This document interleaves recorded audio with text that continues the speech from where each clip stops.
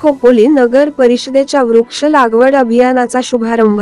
खोपोली शहरातील शेडवली पाण्याच्या टाकी परिसरात दिनांक 22 जुलै 2024 रोजी मियावाकी पद्धतीने वृक्ष लागवड अभियानाचा शुभारंभ खोपोली नगर परिषदेचे प्रशासक तथा मुख्याधिकारी डॉक्टर पंकज पाटील यांच्या हस्ते वृक्षारोपण करून झाला।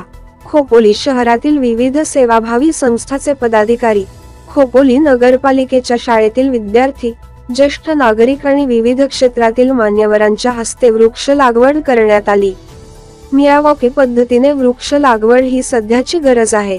कमी जागेत जास्त संख्येने झाडांची संख्या वाढविणे ही आगामी काळात करणे आवश्यक असल्याने अशाच उद्यानांची निर्मिती शहरातील विविध भागात करण्यात येणार असल्याचे प्रतिपादन डॉक्टर पंकज पाटील यांनी केले। वृक्ष लागवडीनंतर त्यांचे संगोपन करण्याकरिता ठिबक सिंचन पद्धतीचा अवलंब करण्यात येईल असे त्यांनी सांगितले। डॉक्टर साईनाथ हिराणी खोपोली नगर परिषदेचे उद्यान पर्यवेक्षक निलेश लोखंडे यांच्या मार्गदर्शनाखाली ही योजना राबवण्यात येणार आहे। या लागवडीकरिता 2500 विविध जातीच्या फळ, फुल आणि दुर्मिळ औषधी वनस्पतींची निवड करण्यात आली आहे।